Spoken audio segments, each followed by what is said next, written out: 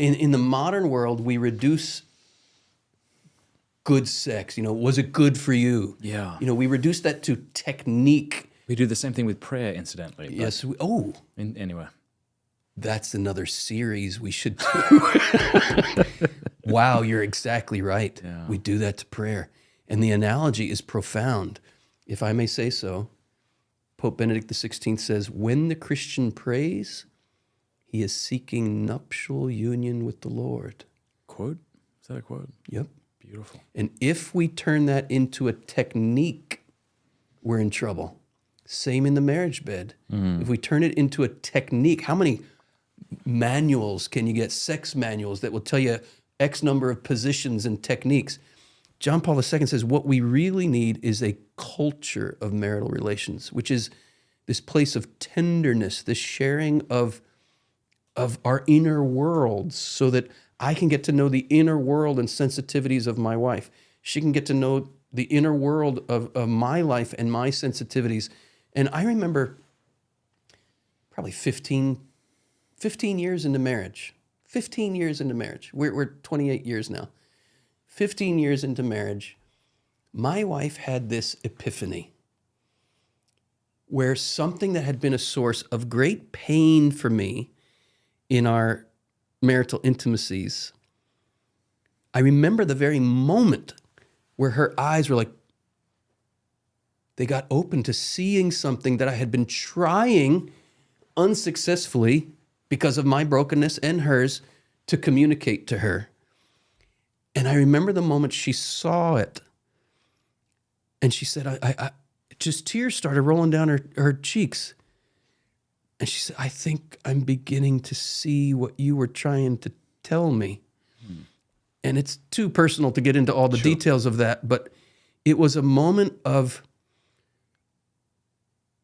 my world that I had been trying to share. She entered in, and I felt her entering in, and I felt so blessed and seen and known and affirmed. And her willingness, it took whatever hang-up she had and whatever issues I had, it took all those long years of creating a culture in our relationship where she could finally enter into this place. And the point there is, this is a long-term reality. It takes a lifetime to enter into these depths. You can't expect this on the wedding night. Recall that in a previous episode, we were talking about how John Paul II says that when you marry, you don't have to be fully mature, but you have to be mature enough to continue maturing, right? That applies very particularly in the marriage bed. If you were chaste, you will not have had sexual experiences when you get married. You're starting together at the same place, and you're entering a pilgrimage of learning. For me, I had sexual experiences before I got married. My wife did not. I have had to overcome sexual wounds from illicit sexual experiences to kind of catch up to a ground zero with my wife where we could go on that journey together. And of course, her love has helped me to heal from those old wounds. It's not like she's here and I'm just running to catch up, but her love is meeting me in my sexual wounds to bring about a healing that enables us to have this culture of marital relations. How do you find, or in your ministry experience or personal experience, the difference between a technique of sexual relations versus a culture of sexual relations? Does that language land for you, Matt? Yeah, well, for me, it kind of gets back to what Karol Wojtyła says earlier about the importance of a woman trusting her husband so that she might open herself up to him. And I know Jason Everett has referenced different studies that show that a woman is much more likely to climax in a marital or loving relationship and to experience sexual satisfaction.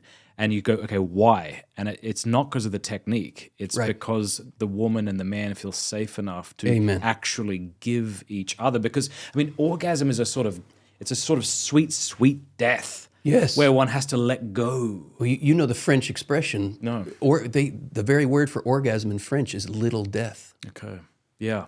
to allow oneself to die in that way. I mean, it's such a vulnerable moment, and I'm sure for the woman more so in a way, because I think in a way a man has less control, right? Because it's necessary for the sexual act that he climax. Right. It's not To be necessary complete. for the sexual act that she climax. Right. And so for the woman to allow herself that, it seems to me that that makes the most sense within a trust that I'll go where you're leading me here. Yes. And that has less to do with technique than trust. Yes.